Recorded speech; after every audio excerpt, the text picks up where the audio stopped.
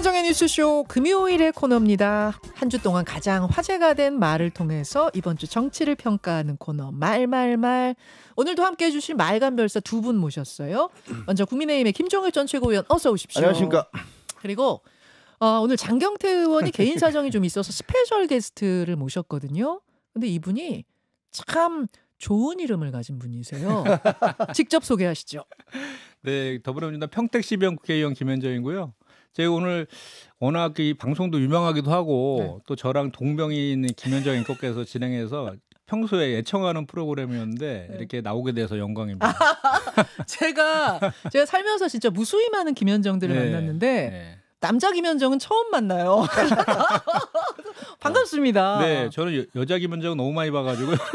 여자 김현정은 정말 많아요. 저 한 반에 항상 두세 명씩 있었는데 네. 진짜로 남자 김현정은 좀 처음 봬요. 네, 제가 총선에 처음 출마했을 때 네. 그 저를 모르는 분들이 CBS 김현정이 출마한 줄 알고 그래서 제가 남자 김현정입니다 하고 인사했던 그 기억이 납니다. 제가 좀 뒷얘기를 하자면 김현정 의원이 출마하셨을 때 저한테 그 소식이 많이 안 알려졌을 때 저를 아는 지인들이 와가지고 귓속말을 하는 거예요. 현정아 출마한다며? 제가요? 저는 출마 정치 안 하는데요. 네. 야 나한테만 말해 괜찮아. 나중에 보니까 평택에 남자 김현정 의원 네. 후보가 나오셨더라고요. 네. 하여튼 반갑습니다. 네. 반갑습니다. 오늘 나와주셔서 감사드리고요. 남녀 김현정하고 같이 하겠습니다. 자 이렇게 두 분과 함께하는 말말말 두 분이 골라오신 말을 지금부터 열어보겠습니다. 먼저 김종혁 전 최고위원 어떤 말 가지고 오셨어요? 아니 저는 이제 론스타 당시에 법무부 장관이었던 한동훈 대표, 그때 당시 법무부 장관이죠. 네. 했던 얘기, 그 국회에서 했던 얘기 그거를 골라왔는데 이거 뭐 어떻게 안 나오나요? 제가 읽어야 되나요? 어떻게 되나요? 2022년 론스타 손해배상 소송 결과 그때 우리가 일부 승소가 나왔을 때 그때 한동훈 당시 법무부 장관이 대국민 브리핑을 하면서 한 말 지금부터 듣겠습니다. 비록 론스타가 청구한 청구액보다 많이 감액되기는 했습니다만 정부는 이번 중재판정부의 판정에 대해서 수용하기 어렵습니다. 이번 판정은 절차 내에서 끝까지 다퉈볼 만하다고 생각합니다. 그러니까 론스타가 손해봤다면서 우리한테 요구했던 돈이 애초에 한 6조 원 됐죠? 6조죠. 예.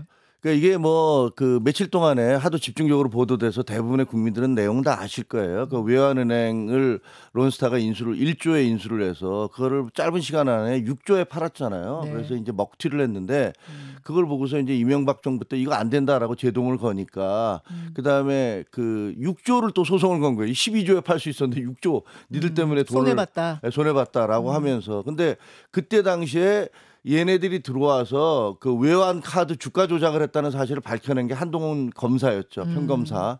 그래서 6조 원의 소송이 2,800억 그러니까 지금으로는 4천억인데 네. 그렇게 낮춰질 수 있도록 결정적인 역할을 했던 거고 근데 2,800억 선고가 났을 때는 또 당시 법무부 장관이었는데 법무부 장관으로서 국민 세금을 한 푼도 줄 수 없다라고 얘기하면서 이거는 소송을 걸어야 항소해야 된다라고 국제기구에 항소하기가 쉽지 않잖아요. 그렇죠. 그때 뭐 대부분이 다 야 확률이 너무 낮다 그러니까 그냥 포기하자라고 얘기했는데 뭐 10년 동안 제가 이 수사를 해서 모래알처럼 잘 알고 있는데 이거 우리가 이길 수 있다.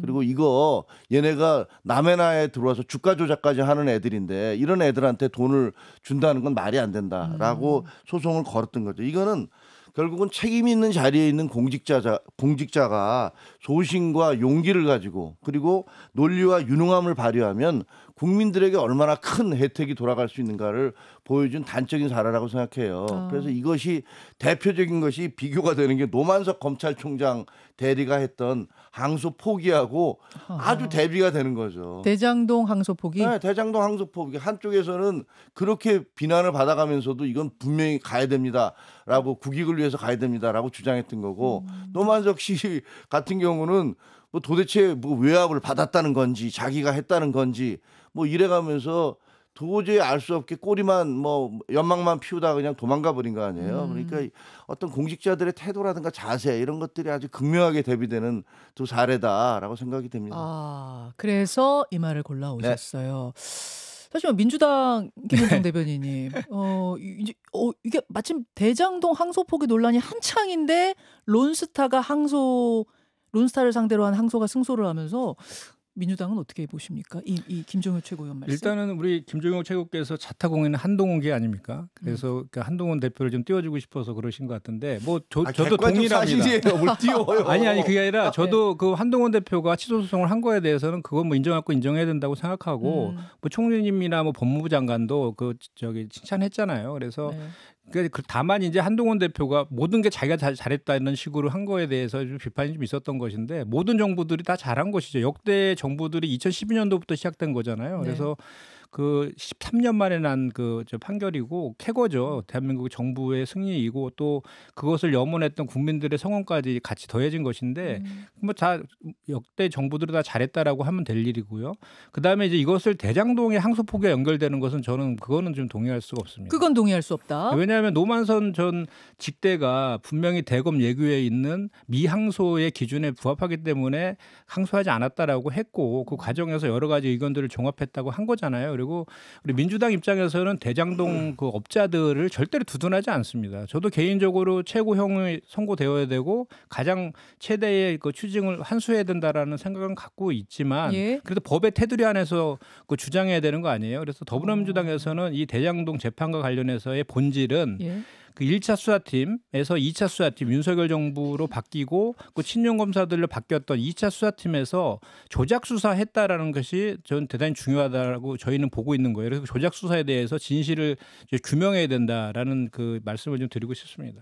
이 약간 정정을 해야 될 게 그러니까 제가 정정이 아니고 이제 제가 약간의 반론인데 처음에 그 한동훈 대표가 자기를 앞세우기 위해서라고 했다고 하시잖아요. 근데 뭐라 그랬냐면 대한민국이 승리한 사건입니다. 이렇게 얘기를 했어요. 이건 대한민국이 승소한 건데 이재명 정부의 빛나는 외교적 승리라고 총리와 법무부 장관이 나와서 얘기를 하셨잖아요. 그러니까 그거 보면 아니 1월 달에 이미 그 변론이 다 종결됐는데 그 이후에 6월 달에 출범한 정부가 과실을 따먹으면서 그걸 자기들이 잘해서 했다는 식으로 얘기를 하니까 아니다. 그때 당시에 민주당은 나에게 이렇게 공격하지 않았느냐. 그거 0%밖에 안 돼. 0%다. 그러니까 그 항소하지 말라라고 얘기를 했고 또 국회에다 불러놓고서 왜 하냐라는 식으로 닥달을 해놓고서 이제 와서 그것을 본인들이 해서 외교적 승리를 했다고 하는 것은 맞지 않다라고 주장을 한 거예요. 그리고 사실관계를 밝힌 건데 그것에 대해서 무슨 본인이 광을 내기 위해서 했다는 식으로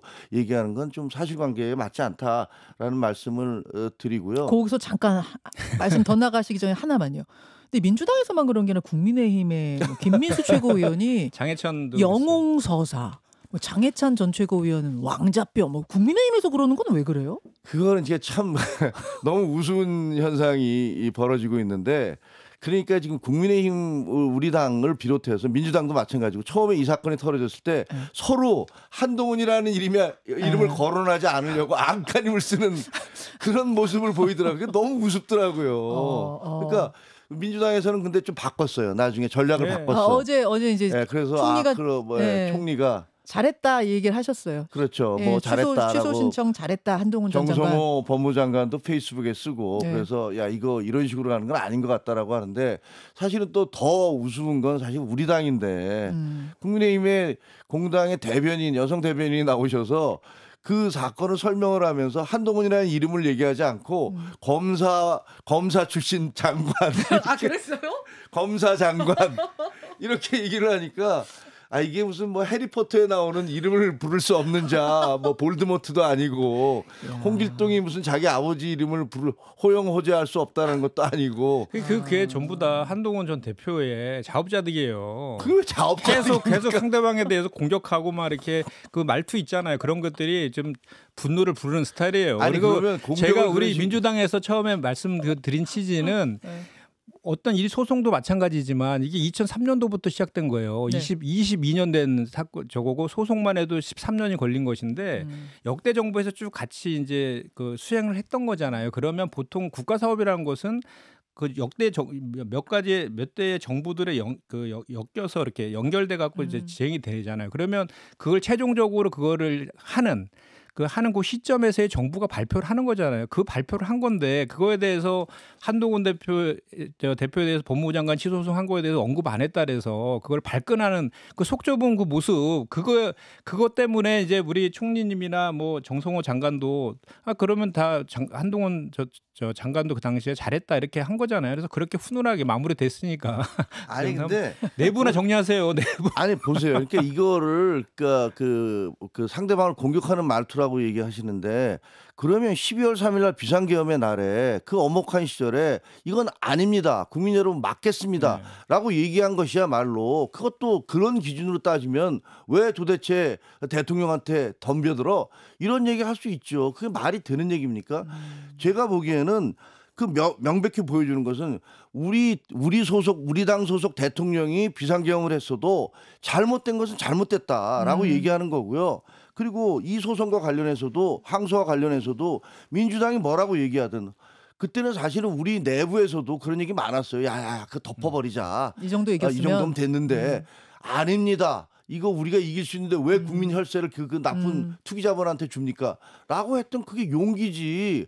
그거를 가지고서 바른 말을 해서 공격했다라고 얘기하면 그 말이 안 되는 거고 속이 좁다고 얘기하시잖아요. 근데 아니 속 좁은 거는 발표할 때 김민석 총리가 이거를 마치 진짜 고생하셨어요.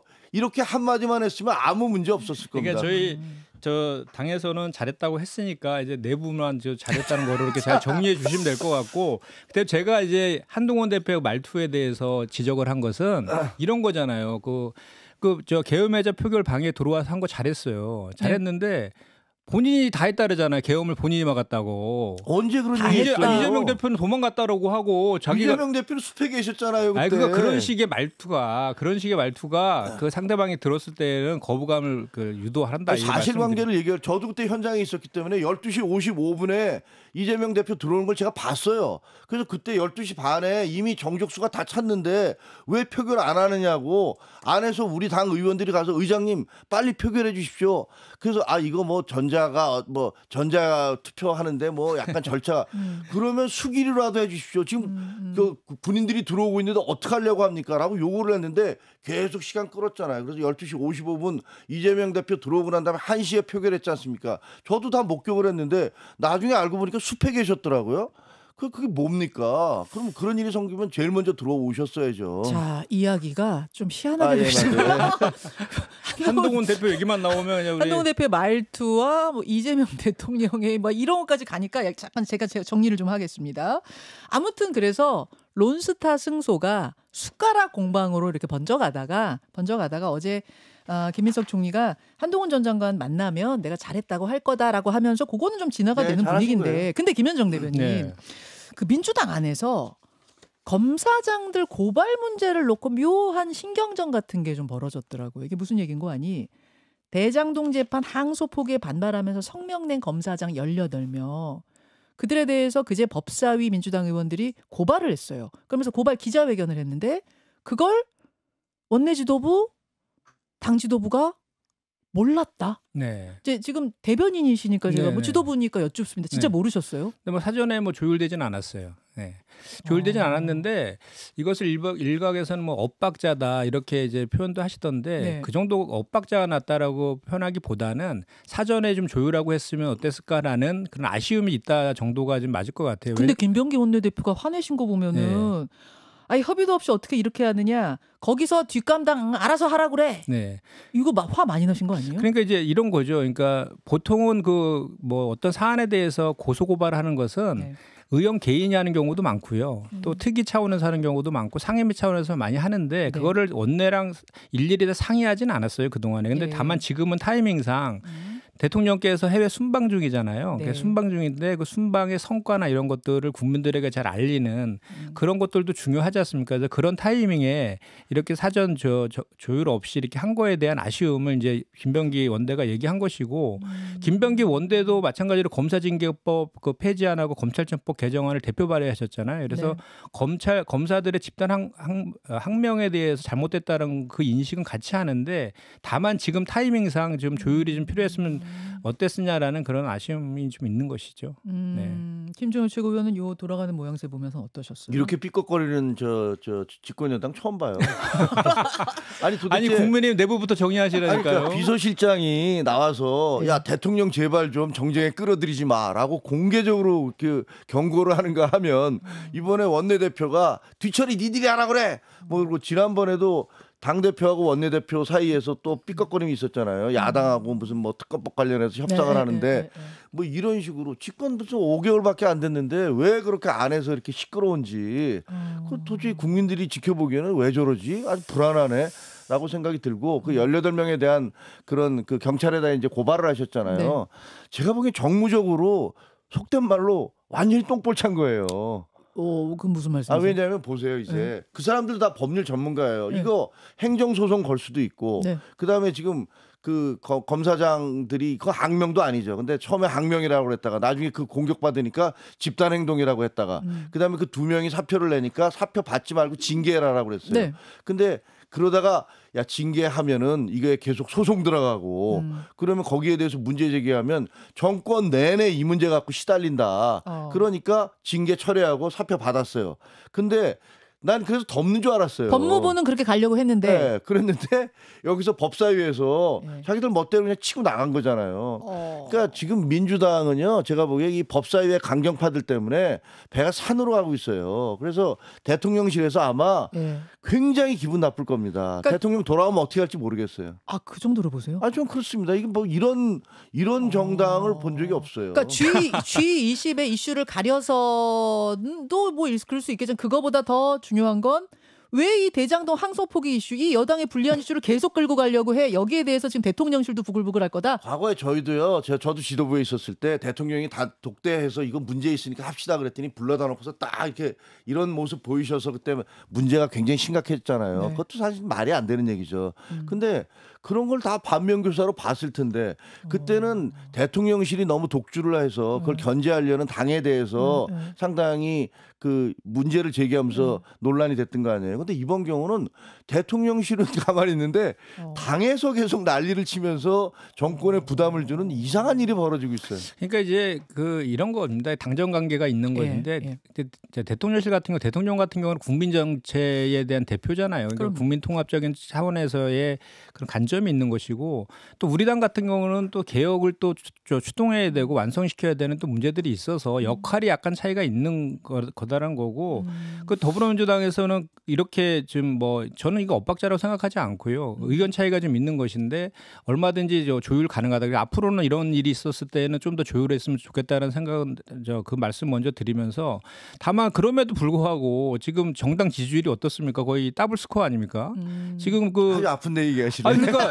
아니 지금 그 국민의힘부터 돌아보시라는 얘기를 제가 말씀드리는 거예요. 그래서 이 문제에 대해서는 제가 좀 전에 말씀드린 것처럼 그런 이제 좀 아쉬움이 좀 있는 측면은 분명히 있어요. 그런데 그럼에도 불구하고 그 검사라는 집단들이 선민 의식에 빠져서 본인들은 그 집단 행동을 다른 공무원들이 했을 때는 수사해서 처벌했던 자들이 본인들은 집단 행동해도 된다라는 그런 그 법위에 군림하라는 선민의식 이것들은 대단히 잘못됐다라는 거는 분명한 사실입니다. 자, 그 이야기로 또 넘어가게 되면 토론이 길어질 것 같아서 일단 이 정도로 김종혁 전 최고위원이 골라오신 말 정리하고 민주당의 김현정 대변인, 김현정 의원이 골라오신 말로 넘어가 보겠습니다. 뭘 골라오셨을까요? 네, 나경원 의원의 그 최근에 그 막말 관련해서 구구적인 그 발언 관련해서 골라왔는데요. 잠깐만 그 말 듣고 올까요? 나경원 의원의 목소리입니다. 우리를 지지하고 우리하고 뜻을 같이 하겠다고 하면 이 사람한테 안 돼 이렇게 할 수는 없는 거 아닙니까? 그래야지 선거를 이기죠. 그분들이 와서 우리 당 후보를 지지한다는 걸 당신들은 윤호개 당신들은 뭐 부정선거니까 안 돼 이렇게 우리가 내칠 필요는 없는 거 아닙니까? 그들이 와서 지지해 준다는데. 요 라디오 인터뷰 발언 골라오신 이유는요? 그러니까 선거에서 이기려면 중도를 확장해야 되는데 오히려 윤호개인 외치고 부정선거 외치는 구구적인 그런 세력들과 연대해야 된다라고 하는 것은 선거 지겠다는 얘기잖아요. 그래서 저는 최근에 나경원 의원이 하는 발언들을 보면 이분이 이제 그 빠루의 여전사에서 구구의 여전사로 변신하고 있구나라는 생각이 저절로 들어요. 그 빠루 얘기 나오면 나경원 의원이 굉장히 화내세요. 나 그 빠루 내 거 아니야. 민주당 거였어. 계속 그러시던데요. 하여튼 들고 막 선동한 건 맞잖아요. 그러니까 어쨌든 그 뭐 이렇게 장동혁 대표가 황교안의 길을 간다라는 이제 지적이 있잖아요. 그러니까 이제 나경원 의원도 장동혁 효과를 노리는 것 같아요. 그러니까 장동혁 저 대표도 원래 친한파였잖아요. 친한파였다가 변신해가지고 구구 강성이었던 김문수 그 후보하고 경선하면서 더 강한 구구 세력들의 그 세력들과 연대하면서 당대표가 된 거잖아요. 네. 나경원 의원도 그 길을 가려고 하는 것 같아요. 황교안, 장동혁의 길을 가는 나경원 의원으로 보인다. 그리고 지금 그 워낙 지금 뭐 그 국민의힘의 지지율도 많이 떨어져 있고 있다 보니까 본인을 지지할 세력들이 이제 구구 세력들밖에 없다라는 판단을 하는 것 같고 그 구구 세력들의 지지를 얻어서 뭐 다음에 기회가 된다면 선거도 나갈 수도 있는 거고 또 당권을 잡을 수도 있잖아요. 그런 노림수로 하는 것 같은데 그래도 아무리 주장을 하더라도 지켜야 할 선은 있는 겁니다. 헌법적인 선. 알겠습니다. 김종혁 전 최고위원. 좀 말하기가 상당히 민망하긴 한데 나경원 의원이 하신 말씀은 논리적으로는 말이 안 맞죠. 왜냐하면 주장대로 사기꾼, 도둑놈, 부정선거 주장하는 사람들 표도 다 긁어 모아서 선거에서 이기려면 거기 다 끌어안아야 돼라고 얘기하시잖아요. 근데 그러면 보수, 그 중도 보수, 합리적 보수 혹은 중도를 그 대변하고 있는 한동훈 대표는 왜 못 끌어가는 겁니까? 아니 그럼 다 끌어왔는데 왜 한동훈 대표만 거기다 대고서 당 대변인이 나와서 이름 자체를 언급하지 않으려고 어떻게 보면 론스타와 관련된 승리라는 한국 외교사에서 거의 없었던 빛나는 승리예요. 근데 그런 것들에 대해서 이름조차 언급하지 않으려고 검사 장관이 했다. 뭐 이런 얘기를 하는 게 국민들이 보시기에 좀 뭐 하는 짓이지 이런 생각 안 들겠습니까? 사실은 지금 론스타거리 것도 그렇고 대장동 항소포기도 그렇고 한동훈 전 대표가 굉장히 전면에서 뛰고 있잖아요. 그렇습니다. 근데 국민의힘이 한 몸이 못 되고 있어요. 그러니까 지금 김현정 대변인 지적하신 것처럼 반사이익을 민주당이 못 가져가고 있는 상황. 이건 어떻게 보고 계세요? 그러니까 이제 뭐 혼자서 공격수로 뛰면 뒤늦게 뒷북으로 쫓아오면서 본인들이 그 혜택을 누리려고 하는 거잖아요. 그런데 자꾸만 실질적으로 공이 있는 사람은 배제하면서 그러면서 마치 자신들만으로 할 수 있다라고 생각을 하고 행동하는 것 같으니까 국민들이 보기에도 저건 아니지라고 생각이 드는 것 같고 결정적인 순간마다 엉뚱한 소리를 하잖아요. 우리가 황교안이다. 그다음에 뭐 이렇게 뭐 자통당하고 같이 가겠다. 뭐 정광훈, 그다음에 전한길, 조현진, 뭐 우리공화당, 그다음 황교안 이렇게 같이 가겠다 그러면 국민들이 보기에 저게 뭐야? 그러면 민주당 되게 싫은데 이렇게 보니까 니들은 더 싫어. 이런 상황이 계속 벌어지고 있는 거잖아요. 지방선거 전에 결국 한 몸, 즉 끌어안을 거라고 보세요. 어떻게 생각하세요, 김현정 의원님? 저는 이제 지금 말씀하신 것처럼 당내에 저렇게 건전한 비판하는 분들도 계시니까 희망이 전혀 없는 것 같지는 않은데 지금 최근에 김예지 의원인가요? 장애 혐오 발언 관련해서 박민영 미디어 대변인이 한 얘기. 그런 거를 봐서는 그게 사실은 그 장애인에 대한 혐오 발언을 넘어서 자당의 그 동료 의원한테 그 인격 모독적 발언을 한 건데 그 이면에는 친한계라는 게 이유가 깔려 있는 거거든요. 뭐 그렇게도 분석들 탄핵에 하거든요. 찬성하고 이런 것들. 그렇기 때문에 이제 친한계를 끌어안아 갖고 같이 가려는 생각은 없는 것 같아요. 끝까지 없다고 보세요? 지방선거 한 7개월 남았는데 선거 되면은 끌어안고 손 잡는 게 보통 아니에요? 요즘 하는 거 보면은 더불어민주당보다 한동훈을 더 싫어하는 것 같다는 생각이 들어요. 자. 알겠습니다. 만나본들 가만히 계신 거 보니까 지금 뭔 얘기예요? 거기다 대고 그러면 나경원 의원 얘기가 나왔으니까 어제 패스트트랙 선고 얘기도 잠깐 좀 하고 갔으면 좋겠는데 그 1심 선고가 어제 내려졌습니다. 모두 유죄가 나왔어요. 모두 유죄가 나왔습니다만 의원직 상실형은 이제 아닌 유죄가 나온 상황. 국민의힘에서는 검찰 이번에도 항소 포기하는지 신중하게 판단하세요라고 정성호 법무부 장관 얘기하는지 보겠다. 그런 입장인 거죠, 김종혁 전 최고위원. 그렇습니다. 뭐 당연히 항소 포기는 그게 원래 항소를 포기해야 된다. 이거 너무 남발화되고 있다. 뭐 그 주장 원래는 맞아요. 그러나 그것이 꼭 어떻게 이재명 대통령과 관계된 것들에 대해서만 그렇게 우연의 일치로 배임죄부터 시작해서 뭐 재판 중단부터 시작해서 그다음 항소 포기 등등 다 얽히잖아요. 그러니까 이건 말이 안 된다라는 생각인 거고 검찰이 이 부분에 대해서 항소 포기하는지 한번 보겠습니다. 자, 김현정 의원님. 네. 일단은 이번 판결에 대해서는 정치적 판결이다라는 지적을 하지 않을 수가 없고 어허.